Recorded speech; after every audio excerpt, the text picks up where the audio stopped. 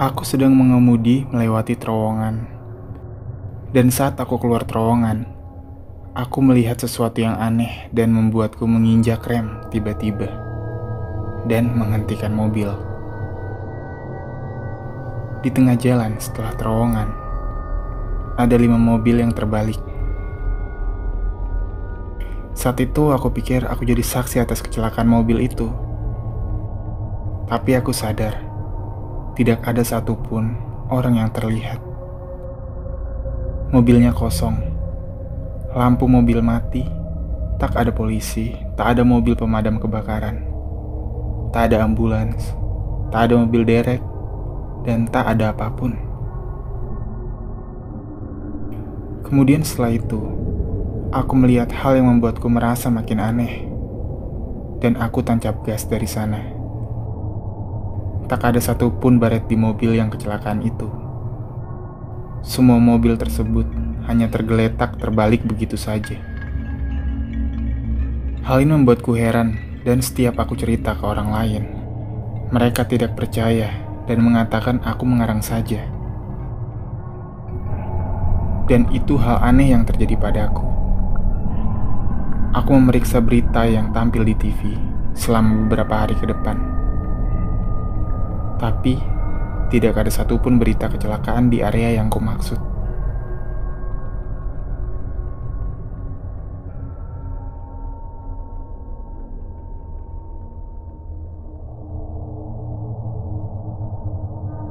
Saat aku berumur 7 tahun, ayahku terlibat kecelakaan mobil. Dia terluka parah dan berada dalam koma selama 2 minggu. Sejak saat itu, aku sering melihat sekelebatan dia mondar-mandir di rumah. Terlihat seperti orang bingung. Setiap kali aku melihat dia, aku melapor ke ibuku. Tapi dia bilang, itu hanya akunya saja yang terlalu berhayal. Saat ayahku keluar dari masa komanya dan perlahan sembuh, ibuku lalu bercerita tentang laporanku ke ayah. Ayahku mendengar dengan seksama, lalu dia meminta aku pergi dari kamar rumah sakit, agar dia bisa berdua saja berbicara dengan ibuku. Aku tidak tahu mereka berbicara apa. Bertahun-tahun kemudian saat aku berumur 18 tahun, ayahku mengajakku bicara, dan dia membuka rahasia yang dia tutupi dariku.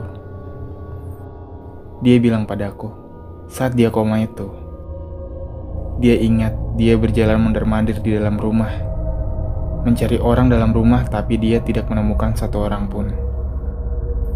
Dia bilang, dia juga melihat aku sekelebatan lalu hilang.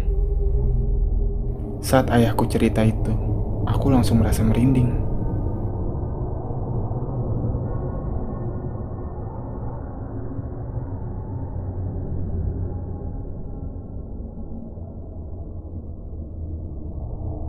Aku duduk di bus dalam perjalanan ke sekolah, mendengarkan musik dan tidak memperdulikan siswa lainnya. Pada salah satu perhentian bis, pikiranku tersentak kembali ke dunia nyata. Aku memandang ke arah rumah kecil. Rumah Tommy, pikirku. Sebuah tangan keluar melalui tirai jendela dan melambaikan sopir untuk melanjutkan. Dia sakit.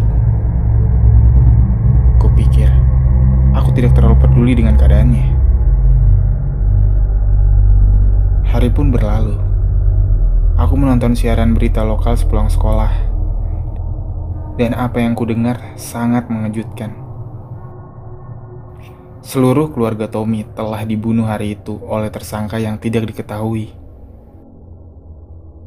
Setelah mendengar berita ini, aku pindah kembali ke kamarku, dan tak lama tertidur. Keesokan harinya, aku duduk di bis. Kami melaju melewati rumah Tommy. Supir bis yang tampaknya belum mengetahui nasib keluarga Tommy tetap berhenti di rumahnya. Saat aku hendak bangun dan menjelaskan apa yang telah terjadi padanya, Sesuatu menarik perhatianku. Sebuah tangan pucat menyelinap melalui tirai jendela, dan aku melambai ke sopir bis untuk melanjutkan. Aku duduk di bis dan ketakutan.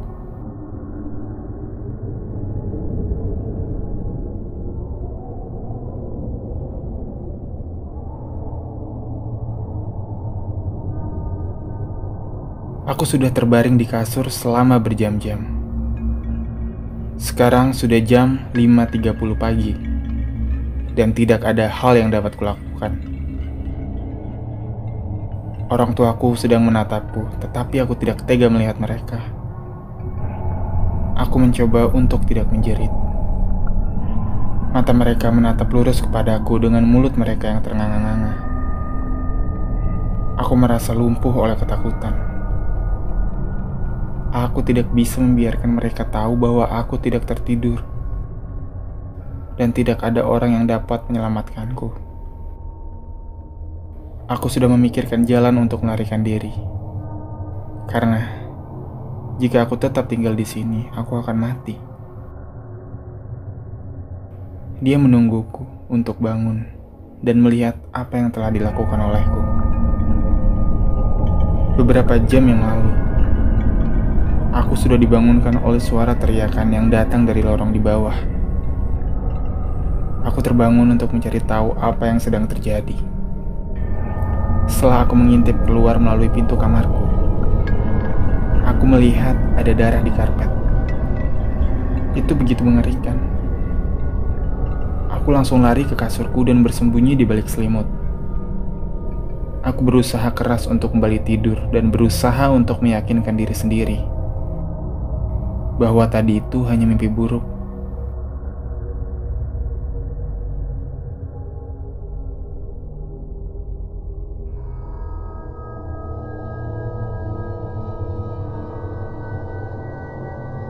Zaman dahulu, ada seorang pemuda yang berburu di hutan.